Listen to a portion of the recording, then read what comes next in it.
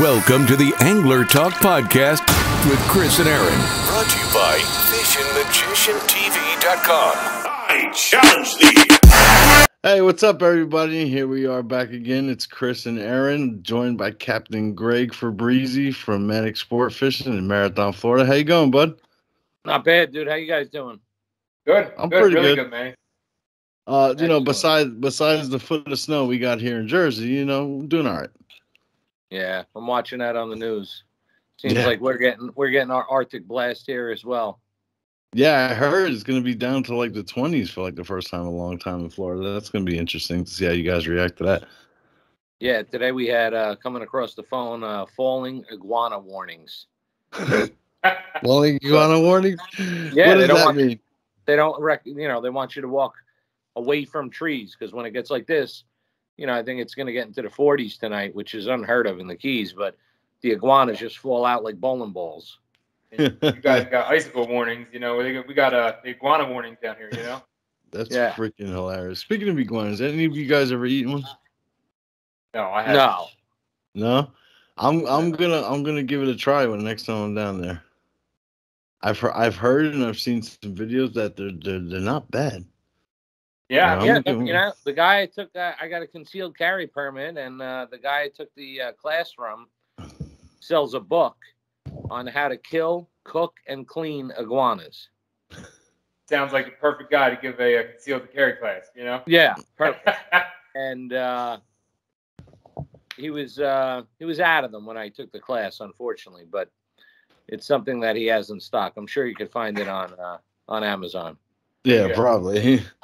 All right, so for those who don't know, Greg was on the first season of the Fishing Magician TV podcast, and he was a regular on there. He is a captain in the Keys. He is originally from Jersey, just like me and Aaron. So, what was the transition, and what made you say, you know what, I'm leaving Jersey, I'm going down to Marathon? Well, to keep it PG, number one, it was a combination of a lot of things. My charter business in Jersey was small, but as you know, with being up there, everything is a per person type of trip. Not everything, but it's rare to get, or tough to get, I should say, a full 2 people to charter a boat for 4 hours, 3 hours, 6 hours, 8 hours.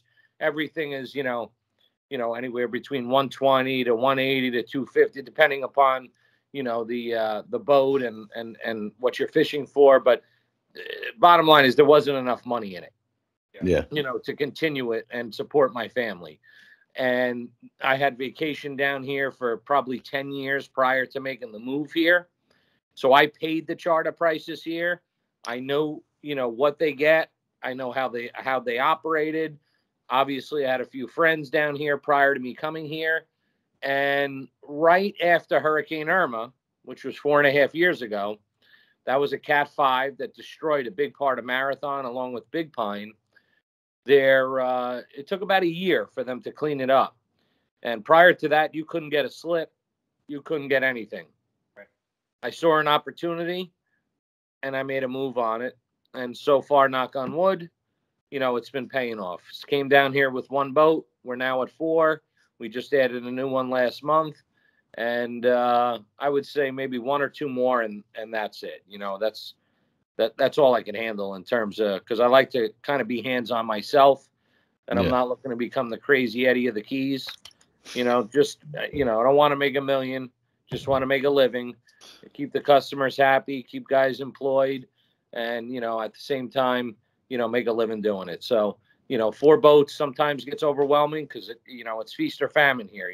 Now we're in the busy season, but sometimes when it rains, it pours. And, you're fishing, at one time you got a fish on, you're catching a fish with the customer. You got somebody booking a trip on the phone, another captain calling. And so the point is, unless you go and hire somebody to handle all the bookings and, the reservations and the changes, it just gets to be a little bit too much. So at the end of the day, 5 or 6 boats is tops. Yeah, I could definitely see how that would be overwhelming. Yeah. So it's like, You came from Jersey, where we fish for, the average stuff: stripers, fluke, blackfish, bluefish, all that stuff. I know that the fishery down there is just so much different because it's so plentiful with different types of species. And I think I know what your favorite species down there to catch is. What is your favorite species down there to catch? You know, I would say in abundance, it's the mahi. For sure when it's when mahi are in season. But I will tell you that unlike New Jersey, the wreck fishing here is super exciting, extremely challenging, and extremely rewarding when you do get the right fish. So if you ask me if I could go out and catch one fish which is edible and I would consider it my favorite, it would be the African pompanos. Yeah. Those have impressed me. Those have hurt me. Those have broke my heart right at the surface when I lost them, when I've gotten shark. But pound for pound, the fight that those fish give up are second to none. We just had a 40-pounder 2 weeks ago. Myself and Jaden, my main man here, went out on, ourselves for 2 hours. And of course, you go on a 6-hour charter, you can't hook one. We go out for an hour and a half. Go back at the dock in 2 hours with a 40-pound jumbo, And Greg, that's awesome. Is that something that's like seasonal, like typically seasonal for your area, or is it all year round? The African pompano are just always in the water somewhere to be found. Well, the big ones I would say are more seasonal. They'll come through maybe a month and a half to 2 months, prior to today, and they'll hang around. They're just starting now to dissipate, but the large schools and the concentrations of them will come through this time of year, and there's a lot of pressure on them, and they see a lot of different presentations, and it's just a matter of being, with the right presentation at the right time, with the right moon, just like anything else. But I'll tell you, man, you hook one of these things in 200 feet, they take another 150 feet of line. They get halfway up to the boat, they peel out another 150 feet. It's a fight. And then, you've got sharks chasing them, but they are absolutely beautiful, to look at. They're absolutely amazing when it comes to a fight. And, in terms of table fare, I haven't had anything better. I've had equivalent, but I haven't had better. I haven't personally caught one, but I would think that the right analogy for like Jersey guys to think about is like maybe the power of a yellow or bluefin with the erratic of a bluefish. Is that correct? Yeah, I would say the power is equivalent, but the what'd you say about the bluefish? How nuts? The crazy they go. You know what I'm saying? Yeah, they're. You know what? Yeah, and I would say too the power of a tuna for sure, but at the same time, they're not. They don't scope you out. They dig on you, sort of like an amberjack. I've had some discussions with the pros who will argue with me, and I'll agree to disagree. But at some points, it's very difficult to tell when you have a big AJ or a big AP on, which is the African. When you first initially hook them, you don't know what you hook on any wreck. Yeah. But once you get them off the bottom at anywhere between 50 to 60 feet off the bottom, it's very difficult at that point to tell the difference between the two. Once you get them up higher in the column, it's a little easier, but they're diggers, they're straight down. They're not like bluefish where they're going to run off or run out. So it's a constant, there's so much involved in it. Most of these fish we hook are on 25-pound fluoro. You're fighting 40-pound fish that are fighting, for their lives and running from sharks. Who knows what's happening down there on 25-pound tests. So your drag has got to be, set to, be able to get the fish up, but at the same time, not break them off, when he takes a run. And, it happens. It does happen where you lose them. But at the end of the day, anything over 30, you don't have a shot of them even touching your bait, So, yes, the difference between New Jersey and here is it really is night and day. That you really can't bring any of your knowledge in terms of the Jersey fishing to here and kind of incorporate it directly. the overlay of it. Yes, fishing is fishing, but this is so much more technical. And, look, like everybody, I'm learning more every day. But at the end of the day, when I first came down here, I'm like, oh, this is easy. Well, there's a lot of fish. There's a lot of species. However, there's the trophy fish, and then there's the fish. So when you want these trophies, are trophies for a reason, and that's because they ain't easy.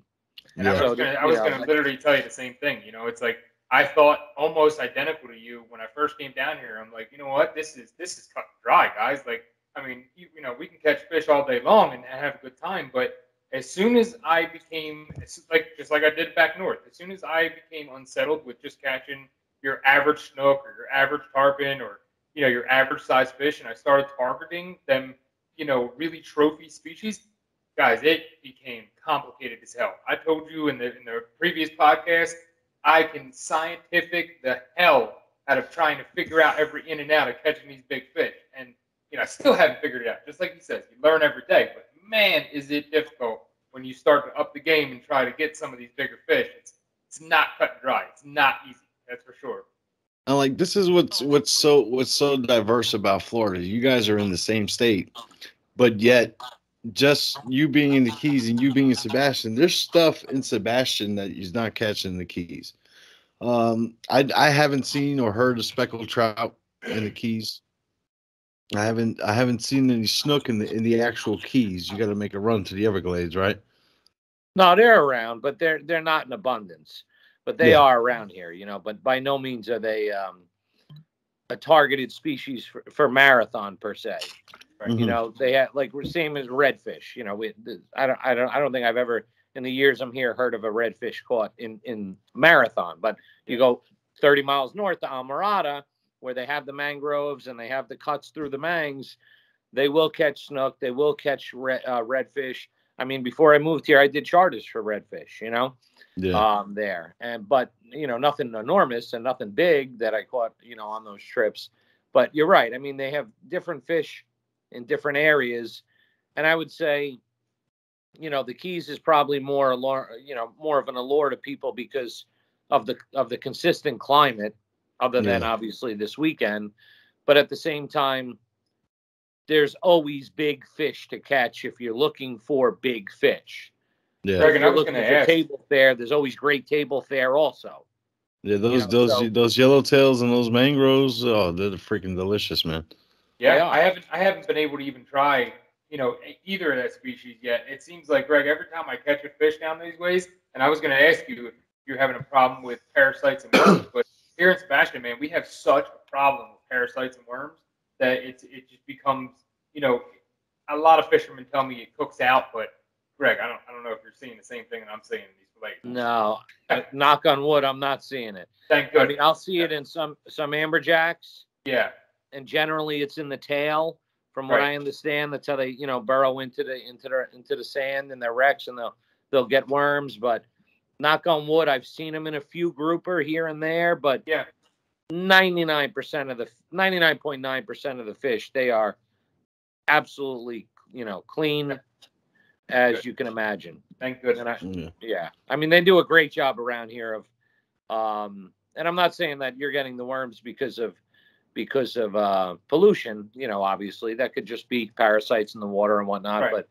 But they do a great job here, and this reef here, which is the third largest in the world, I think helps a lot because you have a lot of fish that there's really not too many invasive species on the reef, other than the lions and stuff, but they have a lot of cleanup fish, the parrots and, the triggers, and they help clean the reef, and they help clean out a lot of those parasites. I really think that the bait fish that comes through here, because we have so much water, we have the Gulf, we have one road, north and south, and then the Gulf's on one side, Florida Bay, whatever you want to call it. And then you have the Atlantic on the other side. It's a constant flow of water and bait that nothing stays concentrated. And again, I'm not familiar with your area, but nothing stays concentrated in an area, I feel, long enough to get any type of bacteria and or worms. You know what I mean? There's so much movement. That's a big problem. The river here, the Indian River, it's just stagnant. It's most of the time, like when I first moved here, I couldn't understand why there wasn't 100 punch outs in the mainland where you'd have inlet, runoff or some kind of storm drain filtering in ocean water into that river because seagrass is dying off. Filtration's just not there. I mean, you can see it in the manatees, they have parasites on them. It's not the nicest, or filtrated water like you're speaking of in the Keys, man. I wish it was. It's not. And that's got to be, like you said, the main reason why we're dealing with a lot of these parasites. Yeah, yeah. And then you always are going to have your runoff, and you're always going to have your garbage, and you're always, that's always going to be there. But then if you don't have the that constant flow of fresh new water coming in and out, I could see it for sure. Here it's just we're just living on the water really here. Yeah, I've been in both areas, and it literally is like night and day. I mean, the water clarity in the Keys is just, it's like looking through a glass window. You know what I'm saying? And for the north, it's still nice, but not like the Keys. The Keys are the Keys. They're a special place for a reason. Oh yeah. The best I've seen with these old eyes is 85 feet. I've looked at the bottom on the best day. Yeah, it's nuts. It's like that story I've told so many times, man. When I was down there the first time 2 years ago, I went out on a party boat, and we're fishing the reef, and I see we're about 60 foot, and I see a guy with a freaking spear gun. That's how clear it is. I can literally look at him all the way down with a spear gun. Yeah, it's amazing. It is. A lot of how far off? When you take your average charter out, how far off are you going with that charter to actually get on top of some structure or that big reef that you speak of? Yeah, so the reef is the third largest in the world. It stretches a little bit over 100 miles. There's patch reefs, in case people don't know what that is. That's small patches of coral that'll lead up to the main reef, if you will, for lack of a better term. You could say it's part of the reef, but dock to, let's say, a spot where I could, limit you out on yellowtails, mangrove snappers, catch muttons. It's 10 miles from the dock, but from land, it's probably 6 miles. Yeah, that's amazing. It's really good. You're a prime area, then, it sounds like. And that's why here we do multiple trips a day. That's why most of the boats are centers, even though I have one that's not a center. But most of the boats are centers for the fishability and obvious reasons. But on top of it, we really concentrate on speed. Sorry, speed is the key here. Yeah. Not only is it for the speed is the key for mahi and tuna and stuff like that, but also in sail fishing, but also we'll do 2-3 trips, on a busy day. So you need to, if you're running 10 miles to the first spot, we need to be there in 15 minutes, set up, hopefully get the bites on, and we don't have to move. If we have to move, we have to move quick. So that's why a lot of these boats, run with a lot of horsepower, not just because it's all show and go. It's not, because we all know what the maintenance costs and, and all that.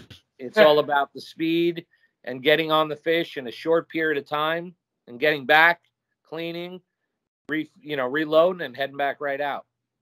Yeah, and for the people who are interested in maybe going down the marathon and booking with Greg, you have a 31-foot Steiger Craft pilot house, right? Yeah, that's a 31 with twin Yamaha 300s. And then you have the yellowfin. How big is that one? That's a 36 yellowfin with trip, brand new Merc 300s. And then, of course, you got the party on the pontoon boats, double deckers. Those are my babies, yeah. The double decker party pontoons with the water slides, water mats, pool noodles, they got it all. Oh, and absolutely. We fish off of those, I'm sleeping on a trip, Chris. This is crazy. I can't believe I have not seen you yet, man. This is nuts. Sounds like a party down there. Yeah, it is. It's a good time. It's actually pretty funny that your mate is calling me right now. Is that right? That's Jaden, yeah. I love it. Oh, man. But, all right, Greg, we appreciate you coming on, and we'll check you out hopefully soon again. And if anybody wants to check out for reports, I mean, right now, with the way the weather is and the transitional period of the winter, it's it's a little bit different. The fish aren't as abundant this time of year, but there are big fish around. The reef is always the reef, but the sailfish bite is crazy during the winter, And then, like I said, the wreck fishing is also good, not great. But right now, everybody wants sails and the reef. That's your primary fishery right now. But yeah, touch base with me and let's go over reports. If we had a guy that reached out to us and said, when would you say I should go down there and visit Greg to be on like the best bite, the best time? I mean, if you could put it all into 1 month or one season, what would that be for a listener that's thinking, I got to plan this right, I got to get on the best bite with Greg? Yeah, I would say definitely June, July, anywhere between June and July. The only thing you're up against there is the heat, obviously. It gets real hot down here. The humidity isn't terrible on the water at all. It can be a little stagnant. So if we're going to fish the reef, we do it quick. Hour and a half tops on the reef. We'll get our groceries, as we call them, and then that's it. We're offshore. We turn the AC on. The AC of those Trip 300s or those two Yamahas in the back. Yeah. And we're moving. We'll stop on a mahi. We'll bail that school. We'll move on. Sometimes a lot of times, not sometimes, we'll hit the marathon hump, which obviously holds tuna year round. But for sure, the most active fisheries for sure are in, and action-wise, are in the summertime with the mahi, the tuna, and the reef, like I said, is alive all year long. The wrecks are still good in the summer, but nobody fishes them because everybody wants mahi and tuna, Yeah. And we get a lot of our business in the summertime is from the west of Florida, Naples, the west panhandle, I guess you would call it, in Florida on the west side of it, from Naples and all those folks they just don't see mahi, and if they want yellowtails, they got to go 60 miles. Some people tell me. Yeah. No, you're in a prime spot, man. And Greg, I tell you this right now, face to face, you got to hold a spot open for me when it comes time to that, for that fishery to start on fire. Yeah. Oh yeah. I'm watering at the mouth right now thinking about all this. Since Aaron brought up that topic, man, I remember you telling me that the prime time for my number one bucket list fish is January. I believe you said for permit is the best time. How's the permit fishing been? No, the permit, if I told you January, well, I mean, most of the permit, I would say March, April, a little bit later than January. I'm talking Oceanside, big permits, But I would say end of February, they could show up. March, into April. That's where you're getting the really large permit, and where off Marathon here, they kind of congregate on one or two wrecks, and that's it. Yeah. And that's why this yellowfin is such a huge addition that I have now, because it has a tower. We can get up in the tower. We can see the permit. They'll create like a yellow hue in the water, just spinning around in circles. We'll fish blue crabs for them, little baby blue crabs. And and I could actually tell you 1 o'clock, 2 o'clock, 3 o'clock, where to cast right into them. And it increases your hookup ratio with that tower 10 to 1. It's night and day. Sure. When I fish the Steiger offshore, it's a little bit of a struggle because I can't see the frigates. I can't see the weed lines like I could see when I'm 10, 15 feet off the water. So I compensate with, bird radar and other stuff like that. And obviously good friends. And we certainly use, offshore reports, which, aren't cheap, but we use them because, unless we're willing to go out in the blind, which we're not, we need to know where those eddies are and where the Gulf Stream is, and, paying $50 to $70 for the right water temps are is worth its weight in gold. But we do annually invest in that. These are things that customers don't see behind the scenes that you do to try to put them on the absolute best fishing every single day. These are things that, is a blessing hearing, man. Like knowing that you're booking a captain that not only knows the waters, not only knows when the species that you're trying to catch are there, but is paying out of pocket for, reports to know where this freaking Gulf Stream is touching or, the right water temperature is. I mean, it sounds like I wouldn't want to book anybody else, to be honest. No, I appreciate it. I mean, I just had a gentleman, I think it was yesterday, and, two older gentlemen, we took them out, and all he wanted was a big fish. And I said, that's funny. I never had anybody get on the boat and say, hey, I just want to catch a small fish. You know, that's my dream. Just get me on a small fish, Cap. So, long story short, I lay out the exact plan. We're going to go to the reef. We're going to get you your dinner. At the same time, we're going to wait for the ballyhoo to come in. We're going to throw the net on the ballyhoo. We're either going to try to find you a sail, sailfish, or we're going to try to find you a big king, because the kings are now moving in, the king mackerel. Or we'll go hit a wreck, which has been a little slow, but it doesn't mean that something's not going to bite. Cut to the chase. Everything works as planned for the first 2 hours. Get to the reef, catch their dinner, actually more than they wanted. Then throw the net on ballyhoo, and then we start heading. We actually had a sailfish come right up to the boat, which we weren't ready for. But needless to say, we head offshore. We start heading offshore, set up on a wreck, hook into about a 35 king mackerel, kingfish. Sweet. And his friend grabs the rod. Oh. We land the fish, and now the old man is devastated. Right. Oh man. And now I'm like, oh my gosh, I have to get this guy a big fish. Right. Now you feel it, yeah. And I did everything in my power, including staying out an hour and a half late. I hit 2 wrecks that I would have never hit under, on a normal charter. Yeah. And back to what you said, Aaron, in the morning, I spent $60 on pilchards because I couldn't get them the night before I went out, tried to net them, couldn't find them. Went in the morning, got up at 6 versus 7, got the pilch from the pilch guy, bought them. And all knowing I was going to try to do everything I could for this guy to get him a big fish. And I knew his biggest chance at his best chance at a big fish was going to be a big smoker, a 30+ pound, king mac. And we did it. But unfortunately, his buddy grabbed the rod, in the excitement. And then, we're already an hour late into the charter. Right. And the older guy says, all I want to do is catch a big fish. I said, I apologize, but we got to go in. The wind's picking up. We're an hour late as it is. And then we got back, and he reiterated how, all he wanted was a big fish. And I said, look, sir, I said, to be honest, before I moved here, I myself spent, I want to say $8,000 with me and my kids coming down here to hook a sailfish before I hooked one. Okay. It's very difficult. Was that the big bastard behind you? Somebody and say they want a fish of a lifetime, and hope to get it. They just don't get it. But at the end of the day, what you said is true. Before you get on that boat, we have that whole plan mapped out. We know what we're going to do. But if we knew it was going to happen, it would be a whole different game. But that's why they call it fishing, not catching. Exactly. No, for sure. So, Greg, you even told on yourself. I've been on so many charters, even up north in Montauk, where the captains know eels.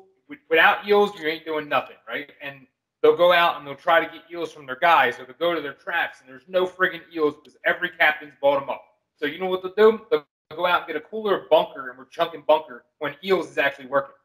You told on yourself. You can't get the bait. You'll go and buy the bait, man. I mean, that right there is something that most captains won't even waste their friggin' time doing. They'll just bring out whatever they can grab or whatever is convenient for them, and they'll say, "Oh, this is what's catching them today, guys." You didn't do that. Yeah. So that's amazing. That's really good, man. It's memorable, really. Yeah, once in a while, we have to buy it, and truthfully, is if I really sat down and did the numbers, unless those fish, those pilchards and those mullets are real close, it's actually cheaper to buy them anyway. Right. But right. It does come out of your trip. We don't charge you additional fee for live bait, so it comes out of our pocket. But if that can make or break somebody's day, or make or break a fish of a lifetime for somebody, well, that's what we're here for. We're not just here for one and done. So I made sure I had pilch for that guy. I had 2 blacked out live wells with pinfish, pilchards, and then threw the net on the live ballyhoo. We had it all. His friend got the big fish. He got a lot of fish, but unfortunately not the biggest one. But by me telling him I spent $8,000 to catch a sailfish before I got one, it didn't help too much. No, was a little bit. Was that the big bastard that's behind you right now? No, that one I caught. That was last year, actually, messing around. Yeah, we were out getting fuel. We did a fuel run We had live ballyhoo we came in from a trip, had live ballyhoo. Then we went back out just to refuel for the next day. And we saw frigates crash in the water on the way into the head pins to go get fuel. Headed off. That fish, I think I got in 27 feet. Wow. Yeah, it's nuts.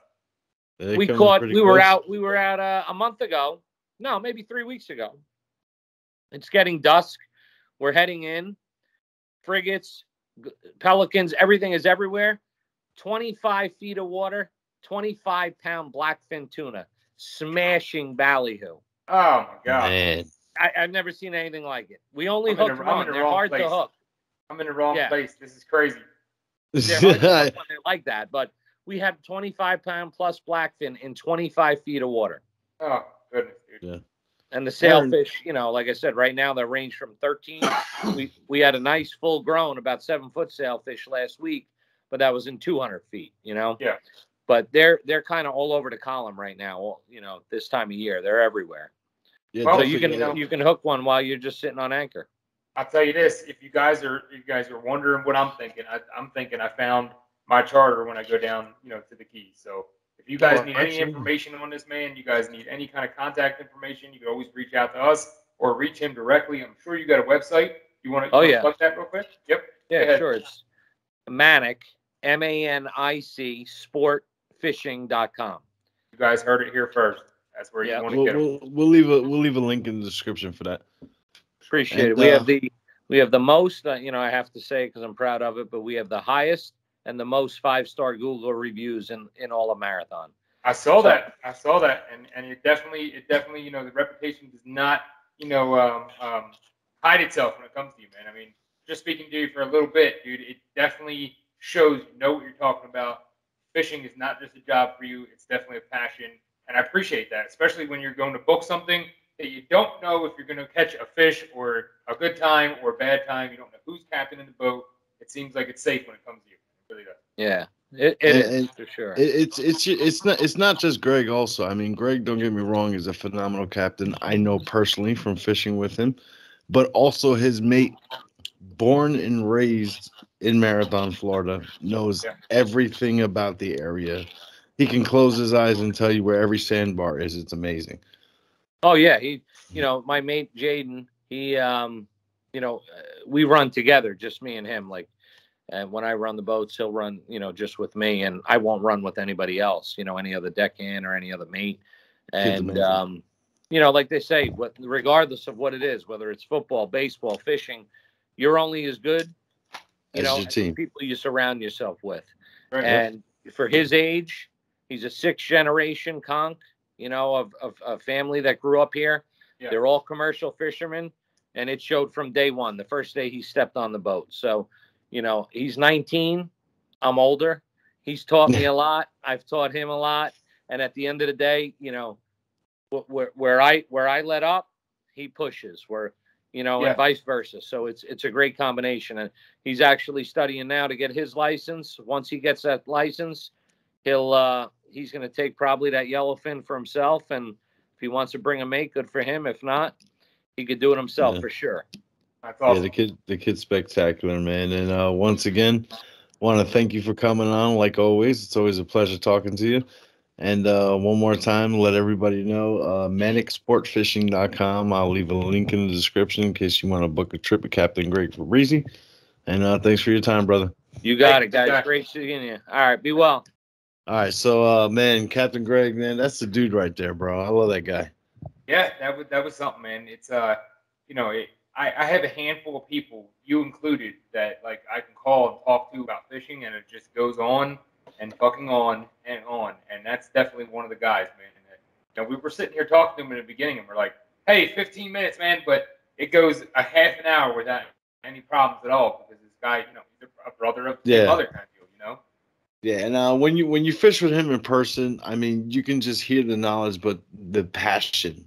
When you're on the boat with him, how he's explaining it to you, like my first time ever in the Keys, I'm used to setting a hook. You know what I'm saying? Like that's what you do. But every time I'm getting a bite, I go to set the hook. But these fish are different. He's like, stop doing that. I'm like, what you mean? He's like, look, these fish over here, you can't do. You know, he explains it to you the way you should be explained. Right. And but phenomenal guy. He's got an awesome boat. I love that damn Steiger. That Steiger craft is freaking. It's like a cloud. You know what I'm saying? Yeah, well, dude, I went in and I do my homework on everybody that we're gonna have on. You know, like a good podcast host should. So I went on, did a little bit of homework, and I found out this man had his hands in almost all the building of that boat. So it's not just a boat you go to Walmart and buy. It's literally something that this man has hands in on building. It's a custom made boat. Throughout the entire process of it being built, the way he wanted his storage and all that stuff set up, he had his hands in everything. Yeah, it's awesome. And it shows he's that kind of guy. Alan Steiger, builds a great boat. Right. Yeah, and it's a comfortable. It's meant for snotty weather, dude. So it's oh, absolutely nasty water. So being in the Keys, dude. I mean, you're safe. Know you're safe out there. Oh, the cabin has an air conditioner in it. You know what I'm saying? What more can you ask for, guys? And when you're up here togging in the wintertime, you know what I'm saying, that cabin plays a role. It's nice and warm inside, and it's everything great. Like, if you remember last week, I told you your boat was probably either one or two that I was most comfortable and I enjoyed being on. Yeah. Greg Steiger was the other one. That says a lot for Action Craft. Everybody, you hear that? Hey, I'm being honest with you, man. Those are two boats that I've been on that when you're going 60 miles an hour, like most boats you're on, you're going 30 miles an hour. You're feeling this. Yep. You know what I'm saying? Your boat and his boat is like a cloud. Straight up. You know what I'm saying? And those pontoon boats are pretty fun too. Yeah, I can't wait to get down and take a trip down to him, man. I mean, I wish I would have taken advantage of it when you were here, dude. But we definitely got to plan something and get down. I want to do something in June, definitely July. Like, even if we're just targeting one species and we do some off trip where someone cancels on them. I mean, we gotta do something where we get down there soon. And for any of the listeners, like I said in the podcast, you need any information on this guy. This guy is that friggin' golden ticket that everybody wonders what guide is doing their thing down in the Keys. This is the freaking guy. So you heard it here first, man. Seen it here first. You need any information about him, please reach out. Yeah, absolutely. I'm definitely going to put a link to his website in the description. Here on YouTube, you can check that out. All you got to do is click the link. And if you like the show, please give us a like and subscribe. And hit the notification bell so that way you're always up to date with every new episode. We got some big things coming, Chris. We got some big things, man. I don't want to put anybody's names out there, but we got some good co-hosts and some good guests coming, and just stay informed. Keep the notification bell on, guys, because you never know who's going to be on the podcast next, man. I like to keep it suspenseful. There you go. Keep it hanging. All right, guys. Well, he's Aaron. I'm Chris, and we're out. Tight line.